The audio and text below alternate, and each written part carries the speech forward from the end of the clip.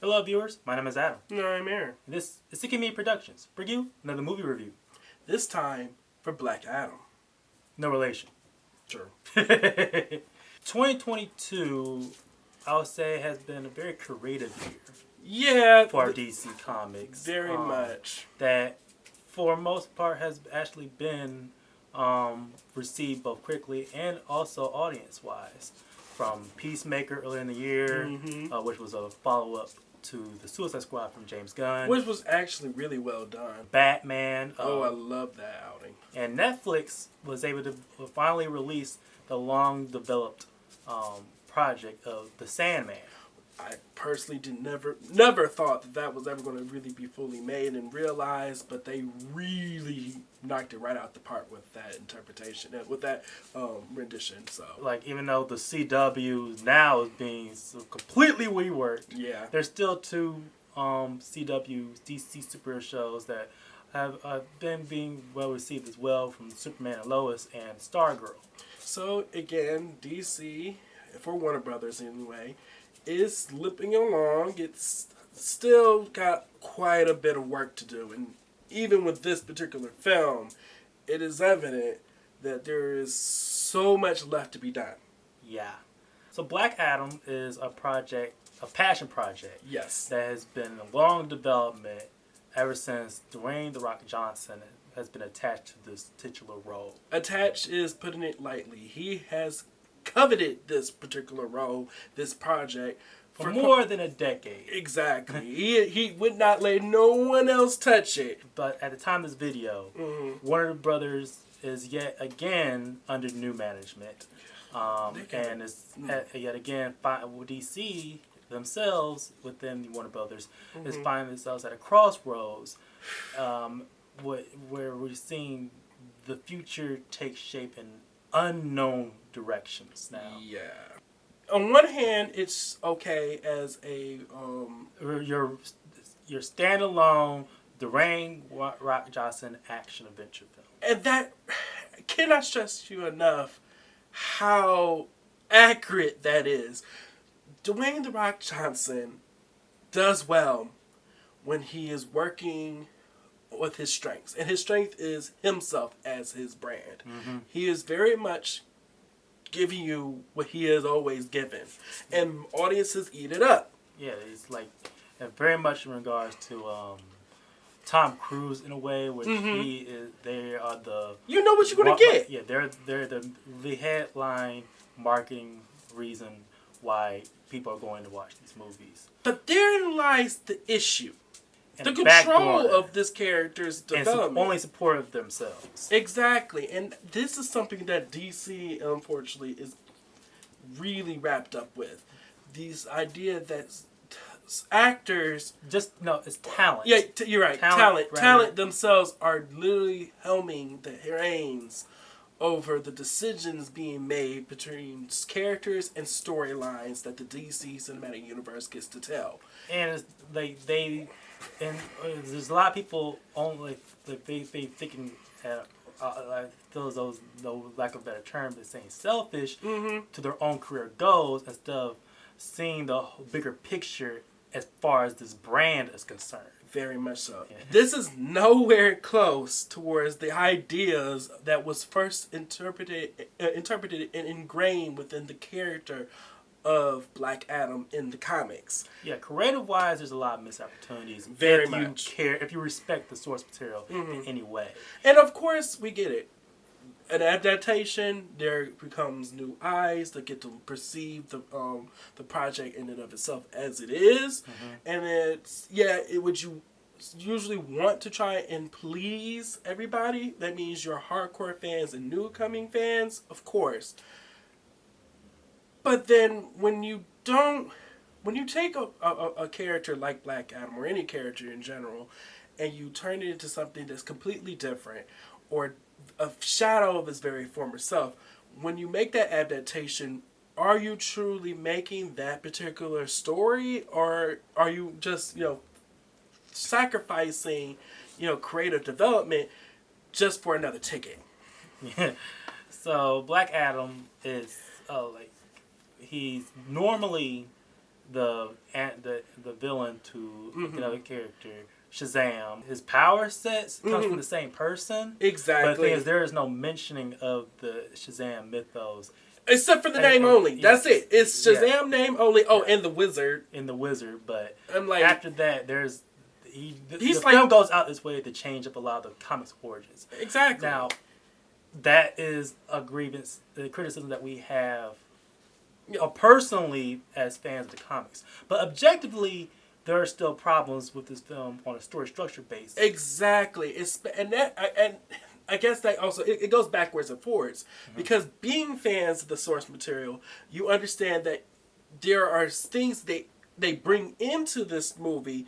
And then in an attempt to try and turn things on its head or make diversions for their own sake of having specific plot twists. Or they introduce it, but they don't elaborate any of it. But the thing is, if you elaborate on it, that also will change their direction of what they want. So and that plays like there's another like one of the, like a couple of major plot points that happens in this film involves two particular kinds of elements they introduce. And then I could just tell you straight off, right off the bat, that they introduce, given hardly any real explanation as to why they're really that important, and then it's one more than the other, and then they're completely thrown away as soon as we move forward with the C plot, I guess, of the film. It's just that a lot of the objectively negative things that we see in this film is the pacing. Yes. And the pacing affects many things from the plot to the characters. Characters and how you especially. perceive the production as well, because the plot, the pacing is very fast from start to finish, and the movie does not allow itself to take a break, the breathing room to help invest in the world, and even for particular with scenes that you're like that would be better off if they're told.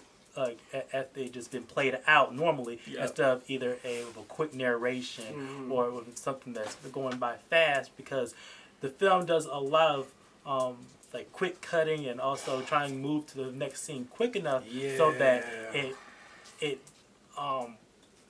distracts the audiences from a lot of the creative issues or any type of logic that an audience may come across. Even with some of the themes that the film will like to come across with, like the morality. Let's just put a pin on that for a second right there. Let's review a lot of the concepts that's been already brought forward into the cinematic universe as it is right now. When you first started off with The Man of Steel, what happened in that? Superman ended up killing Zod. Going backwards, you Batman see v Superman after that. You see a Batman who is no qualms about killing anybody. Wonder Woman 2. Yeah. Aquaman is alluded that he's let individuals die just because they did their own actions. The Suicide Squad always killing. I mean, come on, they're a group of villains, so of course they've killed people. So it's really strange that you're bringing in a new group that's trying to add this concept, oh, heroes don't kill. But almost all the heroes in this particular rendition of the DC Cinematic Universe does kill. So it's weird. It's a complete lack of what came before for whatever sense of continuity that you had. Yeah. And yet again, being selfish on the things that you want to do in this one particular movie. Yep. And your career going forward. Yep. But let's elaborate that with characters. Okay, so again, you have Black Adam. It's The Rock. It's The Rock. I mean, that's really, at the end of the day, that's all you can say about that character. It's just The Rock in a Black Adam suit, running around, hitting people with lightning, killing a few folks, well, a lot of folks. Oh. And then that's really the sum of it. It's no real change in his demeanor. There's no real, difference in ideologies, except for, I mean, if you've seen him in anything, you basically understand the motives and the direction of where Dwayne was going with his character. To really sum up Dwayne's interpretation of Black Adam is that this particular character is a liberator of some sorts compared to what his comic book version is supposed to be a conqueror. That's not the same character, is it? Yeah. But based on how they've decided to frame the films, it trickles down to the citizens that that have no problems with the type of actions he does. Case in point, like the leading female of this story, played by Sarah Hahi, who's playing a character by the name of Andrea Tomaz. I like the actress because I liked her from like a previous show, and other projects before. Yes. And she's a lot of her qualities. This character is taken from other known properties. I feel as though basically, if she had a better character, a better actor to work off from, I feel as though her character would have been heightened. But because she did it, she's practically left with just being like the supporting ringleader of Black Adam. Exactly. Goes by the extension of the actor who plays her son, the character's name of Amon Tomaz. Moving past them, you have the introduction of the JSA, or Justice Society. If you know your comic book lore for the DC, the JSA actually precedes the Justice League as you know today.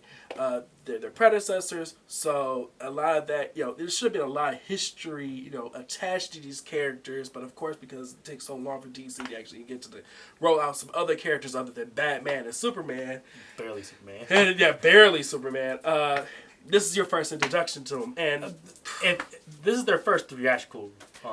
They have been introduced in other mediums before, and this is really disappointing. One, because they only introduced 4 characters in the JSA: Hawkman, Dr. Fate, who are playing the 2 veterans of the that group, and 2 newcomers that are coming with Cyclone and then Atom Smasher. They paint the most broadest strokes of characterizations for each of them. Yep. And which is a missed opportunity, because if you cared about the source material, 2 of the characters, i.e. the veterans, Dr. Fate and Hawkman could have had a heck of a lot to do in this film, especially when connected to the character of Black Adam. Why? Because the origins of these characters, or a lot of the motifs that surrounds them, actually intermingle with one another. Concepts that are introduced within the Middle East and Egyptian mythology. The JSA, I'm just surprised at how long they're actually in the film, given the fact that how much of this is such a Dwayne Watson's vehicle, which is a little bit more appreciative on that front, with also the charismatic performances what they were able to do with Pierce Brosnan as Dr. Fate, who was spot on character. Yeah, I loved him.